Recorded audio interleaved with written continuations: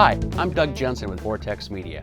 Welcome to the third episode of Sony's XDCAM Essentials video training series. In our first video, I introduced you to Sony's three new XDCAM HD 422 camcorders. And in our second episode, we talked about the 52 different recording formats that these cameras offer. And in this episode, I want to show you a couple of ways that XDCAM can increase your productivity and streamline your workflow. You know, image quality is not the only thing to consider when selecting a camera or a recording format to work with. Yes, quality is important, but if it was the only consideration, we'd all be shooting with Sony's f/65 camera and recording 16-bit RAW files that take a lot of time and expertise to process in post. If you work for yourself like me, you've got bills to pay, deadlines to meet, clients to keep satisfied, and a business to run. And even if you work for someone else, you've still got deadlines to meet and bosses to keep happy.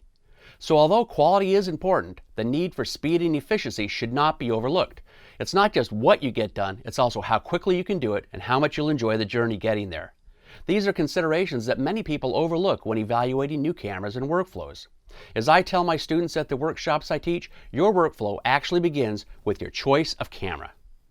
In my opinion, Sony's XDCAM products offer the best combination of image quality, affordability, and workflow efficiency of any camera technology in the history of cameras. In all honesty, I can say that I could work about 25 to 30% faster today than I could before switching to XDCAM, while at the same time producing work with higher production values. And that combination of quality and efficiency has made a direct impact on my bottom line because I can take on more projects without working longer hours. For the next few minutes, let's just set aside the considerations of production quality and focus only on workflow. How can XDCAM help you work faster and more efficiently? Well, I can easily name more than a dozen ways XDCAM helps me every day to work faster than ever. Things such as ingest speeds up to 10 times faster than real time, clock mode timecode, camera data files, shooting with picture profiles that don't require grading, and adding hidden essence marks during the shoot to flag certain clips or parts of clips. But in the interest of time, today I'm just going to focus on two of my favorite workflow features that save me many hours every month. Those are custom clip naming and last clip delete. We'll have to save the others for future episodes of this video series. Let's begin with custom clip naming. One of the things I like most about working with XDCAM is that you can very easily control exactly what your clips are going to be named before you even begin shooting. Some non-XDCAM cameras automatically name clips with a long, awkward string of characters that is based on the date and time or some other random value. And other non-XDCAM cameras reset the clip naming back to the default settings every time you change memory cards. So you end up having to deal with lots of clips with the exact same file name. But with XDCAM, you can program the camera to create unique clip names that won't ever be repeated, and even better, names that will actually identify what the content is, such as Episode 3, B-roll 001, or something else that will be useful to you when you're organizing and managing your raw footage. In addition, custom clip naming within the camera saves you the time and effort required to rename clips in post. And it also guarantees that every single copy of a clip, no matter where it's stored or when it was backed up, will have the exact same file name. At Vortex Media, we treat clip names like serial numbers. They're never repeated and they're never changed once the camera names them. And believe me, you definitely want to avoid the potential disaster that might occur if you allow multiple clips to use the same file name. Another advantage of custom clip naming with XDCAM is that you can display the file name of each clip right at the viewfinder while you're shooting. So rather than logging good takes by writing down lengthy timecode numbers, you can simply look at the display in the viewfinder and jot down the actual file name of the clip. Later when you're editing, you'll come to appreciate how much easier it is to locate specific shots or takes based on the name of a clip, rather than searching for old-fashioned timecode numbers. This is a huge time saver. With the factory default settings, your camera will automatically name clips by using the last 3 digits of your camera's serial number, then an underscore, then a 4-digit number that advances 1 number for each new shot. Setting up the custom clip naming is very easy to do, and I'll show you how to do it with my PMW 200. First, we go to the Others menu page and scroll down till we get to the Clip menu and then select it. The submenu called Title Prefix is what controls the first part of the clip's name. 4 characters is the minimum and 46 is the maximum, so there's really no limit to the different ways you can set up your clip naming.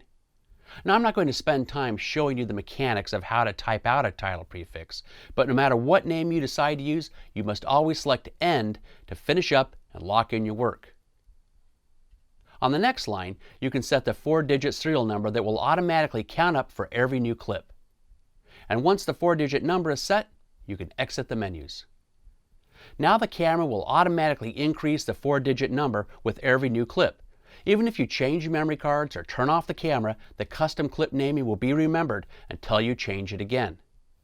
Just keep in mind, if you're taking notes during the shoot, while the camera is paused, the name that is displayed is the clip that will be recorded next. It's not the one you just finished recording. The second workflow advantage of XDCAM that I want to cover today is called Last Clip Delete. Anyone who has attended one of my workshops or watched one of my XDCAM training DVDs knows that I love this feature. Last Clip Delete allows you to instantly erase anything you just shot and didn't like. If you know right away that a shot was no good, why not get rid of it?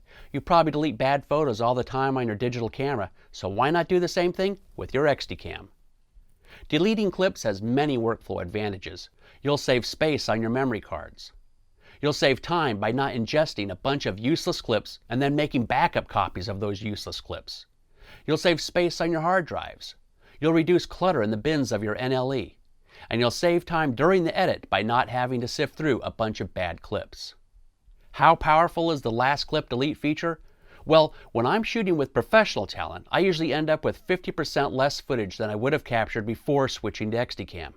And if I'm shooting with non-professional talent, such as a corporate CEO, I can often reduce my raw footage by 75% or more. That is a huge time saver when I get to post. Here's how Last Clip Delete works. First, I use the Assign Button menu to program one of my camera's 5 assign buttons for the Last Clip Delete function. On my PMW200, that is normally button number 3.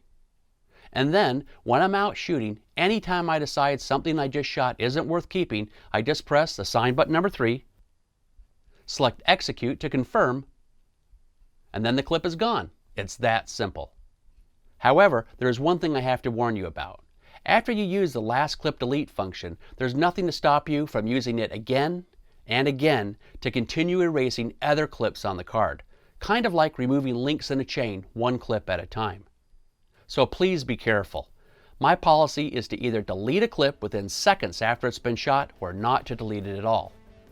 Well, that's a quick look at just a couple of the ways that XDCAM can really speed up your workflow and allow you to work more efficiently than ever before. And that brings us to the end of our third episode of XDCAM Essentials. I hope you found this video helpful and invite you to tune into our next video. Until then, happy shooting.